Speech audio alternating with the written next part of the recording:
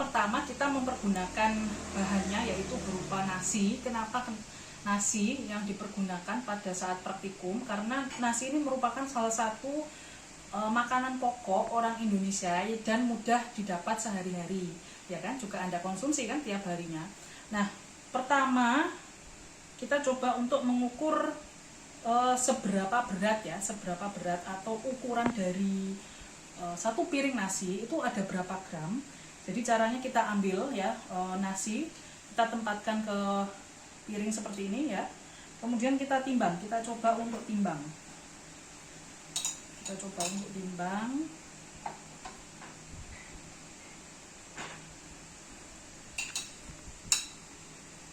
Oke, kita lihat berapa gram dalam satu piring ini. Sekitar kurang lebih 200 gram ya, 200 gram. Oke, kemudian ini piring yang besar ya, tadi yang piring yang ukuran besar. Kemudian kita coba untuk yang ini harus benar-benar bersih ya, benar-benar bersih. Kenapa seperti itu? Karena nanti kalau nggak bersih itu akan berpengaruh pada penimbangan selanjutnya. Oh ya, sebelum saya lanjutkan untuk penimbangan selanjutnya, yang perlu Anda ketahui, sebelum Anda menimbang, kita harus memastikan timbangan kita itu berada pada posisi angka 0. Nah, pada saat ini Anda bisa lihat ya, ini kurang dari 0. Nah, kenapa seperti itu? Karena memang ada tatakan. Nah, tatakan ini fungsinya adalah untuk tempat atau wadah makanan yang akan kita timbang. Sehingga ketika kita letakkan di atas timbangannya, nah, timbangannya akan pas pada angka 0. Sehingga kalau sudah seperti ini, sebelum Anda memastikan memang betul-betul 0, sebelum Anda melakukan penimbangan itu harus diangkat dulu, dilihat ya. Kemudian kita letakkan seperti ini, kemudian disetting. Nah, biasanya kalau timbangan ini namanya adalah timbangan makanan analog ya, bukan digital. Itu ada settingannya seperti ini. Oke. Kita lanjutkan dengan yang piring kedua. Piring yang kedua, kita lihat apakah ada perbedaan. Kita lihat, wah ada perbedaan nih, sekitar 150 gram ya, 150 gram. Nah, ini menunjukkan bahwa setiap wadah, setiap ukuran rumah tangga itu memiliki beratnya sendiri-sendiri. Oke, selanjutnya ini karena sudah dipakai ya sendoknya, jadi saya sekalian untuk mengukur menggunakan sendok makan. Nah, ini berarti ingin menunjukkan bahwa satu sendok makan itu ada berapa gram sih. Nah, kalau ukuran normal orang Indonesia kan makannya nggak segini ya, tapi kita biasanya menggunakan penuh seperti ini. Nah, seperti ini ya, kita masukkan, kita lihat sekitar berapa ini ya, kita lihat sekitar 10-15 gram ya, 10-15 gram ya, terlihat ya. Oke, kemudian yang kedua saya akan cobakan menggunakan sendok teh, sendok yang lebih kecil ya, sendok teh.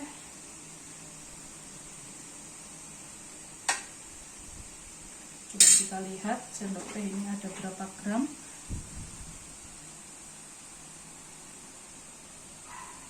Sekitar 5-10 gram. Coba saya ini ya, saya ulangi. Biasanya kalau pakai sendok teh itu tidak terlalu penuh ya, karena kalau terlalu penuh itu bisa tumpah. Oke. Ya, sekitar 10 gram, 5-10 gram biasanya kalau sendok teh itu. Sedangkan kalau untuk sendok makan itu sekitar 10-15 gram.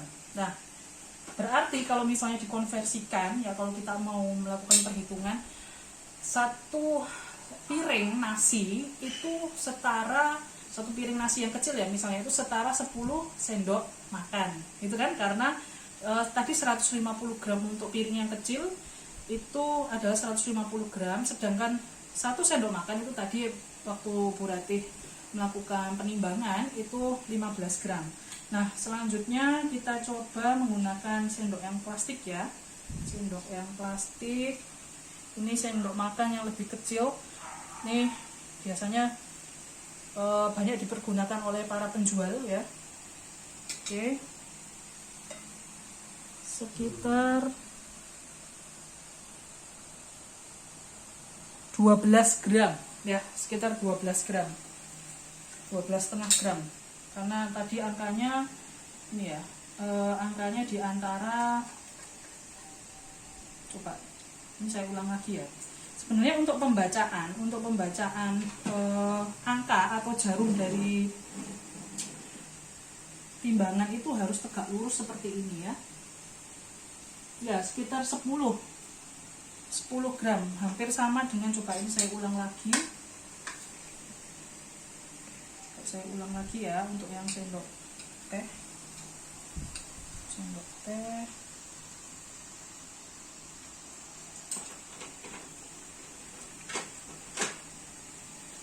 Sendok teh ini, tadi Bu Ratih salah baca ya, karena memang keliru untuk ininya, pembacaannya memang harus dari depan seperti ini, sekitar 8 gram ya, jadi itu betul. Jadi kalau menurut DKBM atau daftar komposisi bahan makanan, terutama terkait dengan URT atau ukuran rumah tangga, itu tercatat 1 sendok teh ya orang Indonesia itu sekitar 5-10 gram memang. Nah, ini didapatkan tadi Bu Ratih menggunakan sendok teh yang seperti ini itu 8 gram. Oke, selanjutnya kita bisa mempergunakan sendok sayur yang paling kecil terlebih dahulu. Sendok sayur yang paling kecil terlebih dahulu. Coba Anda lihat. Nah, berapa gram tuh? Oke, coba saya baca. Ini sekitar, sekitar 20 gram ya. Sekitar 40 gram. Itu untuk sendok sayur yang kecil seperti ini. Ya, 40 gram. Selanjutnya kita menggunakan yang agak besar seperti ini ya.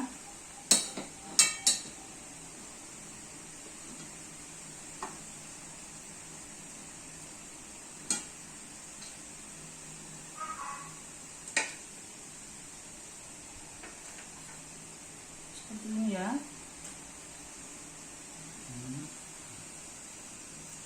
Oke. Kita timbang lagi.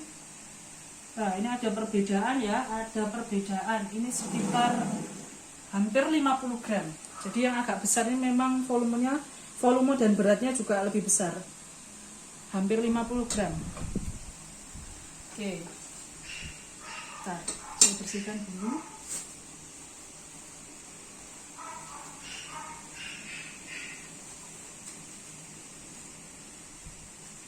Selanjutnya kita akan coba untuk sendok sayur yang berbahan stainless seperti ini. Berbahan stainless. Coba kita coba terlebih dahulu. Ini ya. Oke. Nah, coba lihat.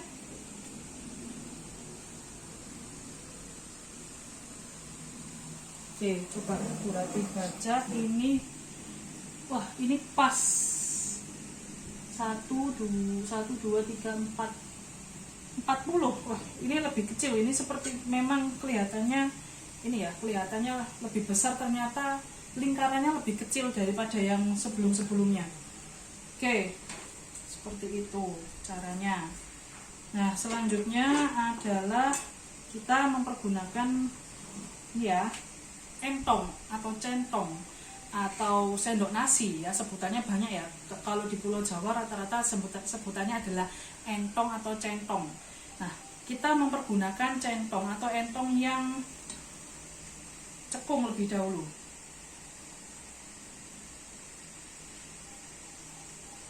Karena kalau ngambil nasi seperti ini ya. Nah, oke, coba ditimbang. Ini sekitar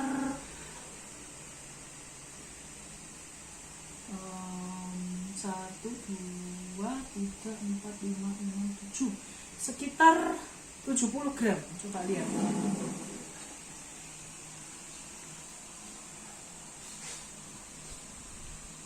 Ini variatif ya, jadi masing-masing rumah tangga itu pasti memiliki household utensil ya yang berbeda-beda.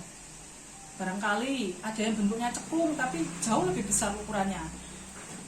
Oke, kita cobakan yang lain. Kita menggunakan yang leper ya. Kita mempergunakan yang leper. Misalnya seperti ini. Oke.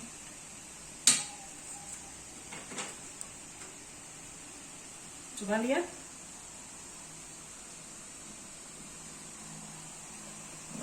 Oke, ini ada sekitar sama ya, jadi sekitar 1, 2, 3, 4, 6 ya, sama ini sekitar 70 gram 70 atau 80 ya ini ya. Coba diulang lagi ya, coba akan saya ulang lagi untuk yang cekung terlebih dahulu.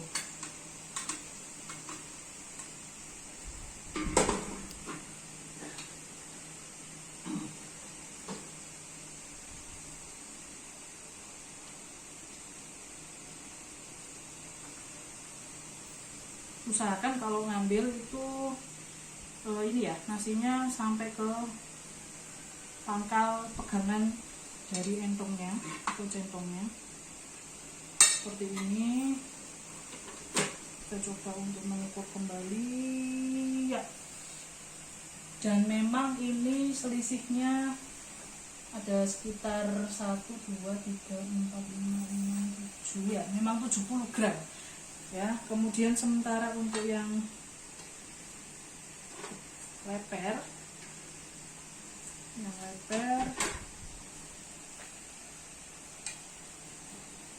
itu mungkin kurang pas ini ya, setengahnya kurang pas. Nah,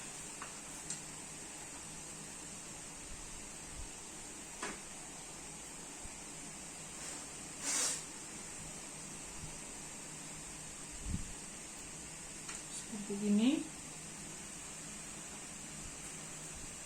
ini malah tadi keliru ya, jadi ini malah lebih sedikit daripada yang tadi. Ini sekitar 1, 2, 3, 30. Jadi yang kecil itu yang betul ya, cara ininya seperti ini. Cara untuk mengukurnya adalah seperti ini ya. Kalau logikanya ya, ini ukurannya lebih besar, tentunya akan lebih muat banyak daripada yang kecil. Seperti ini ya. Nah, ini sekitar 30 sampai 50 gram.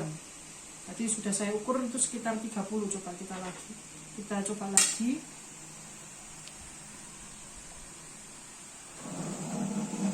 Sekitar ini tadi agak saya tambah volumenya sedikit, itu sekitar 45. Jadi antara 30 sampai 50 gram kalau untuk yang leper. Nah, ini membuktikan bahwa perbedaan ukuran ya, perbedaan bentuk itu menunjukkan perbedaan berat juga. Gitu ya semuanya. Kenapa sih kok Bu Ratih mengajarkan atau mengenalkan ukuran rumah tangga? Karena memang nanti ketika setelah UTS itu kalian akan belajar mengenai bagaimana cara untuk melakukan penilaian atau assessment dietetik atau assessment atau penilaian ya terhadap jumlah makanan atau jumlah yang dikonsumsi oleh seorang tenaga kerja atau pekerja dalam sehari. Nah, jadi makan pagi itu berapa gram nasi, kemudian berapa potong tempe, berapa potong misalnya ayam gitu kan, satu kali makan, atau menggunakan kerupuk. Nah, dan selain melakukan assessment terkait dengan dietetik ya, atau jumlah konsumsi makanan, itu juga selain itu fungsinya adalah untuk menyusun menu makanan ya itu. Nah, untuk makanan ya, penimbangan makanan sudah selesai. Selanjutnya adalah kita mencoba untuk mengukur yang namanya volume air atau volume cairan yang dikonsumsi oleh pekerja, karena kaitannya dengan status hidrasi. Apa itu status hidrasi? Status di mana para pekerja ini tercukupi atau tidaknya ya terhadap air dan cairan. Karena air dan cairan itu merupakan salah satu zat gizi esensial ya yang sering dilupakan oleh banyak orang, padahal fungsinya sangat penting. Nah, ini kaitannya dengan ilmu kita, ilmu K3 ya, terutama para pekerja yang bekerja di lingkungan yang ekstrim panas sampai ekstrim panas, atau para pekerja yang bekerja di tempat dingin atau ekstrim dingin, pasti akan membutuhkan atau memerlukan air maupun cairan. Kenapa cairan? Cairan bisa berupa teh, kopi, atau mungkin susu, yogurt, atau mungkin jus ya, atau mungkin kuah sayur. Nah, tapi pada hari ini Bu Rati akan mengajak kalian untuk melakukan pengukuran air ya, air atau mungkin cairan seperti itu. Gelas yang pertama ini kita menggunakan mug ya, model seperti ini. Kita lihat ini ada berapa mili, sekitar hampir 300 mili. Ini ngisinya enggak boleh terlalu penuh, karena idealnya nah, untuk pengisian air itu juga nggak bisa penuh ya. Kalau kita mengisinya terlalu penuh, bagaimana kita bisa minum ya. Ini sekitar 300 ml. Saya ulangi, bisa lihat ya, kurang lebih seperti ini, hampir 300 ml, kurang lebih lah 300 ml. Kita bisa anggap sekitar ya 290 ya tadi kalau dilihat. Kemudian gelas yang kedua,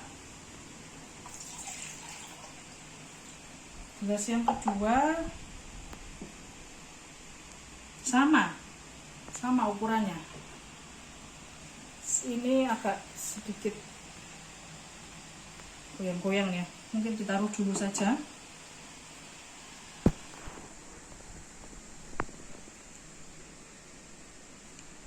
Coba saya lihat, ini 290 juga, sama dengan mug. Oke, selanjutnya kita mempergunakan gelas teh yang ada di warung ya. Ini coba ada berapa kira-kira. Oh, lebih sedikit daripada mug, sedikit, sekitar 250-an ya, sekitar itu. Kalau ini 200, 1, 2, 3, 4 ya, sekitar 200 lebih lah, sekitar 240 sampai 250 mili. Oke, selanjutnya kita mempergunakan jumbo mug seperti ini.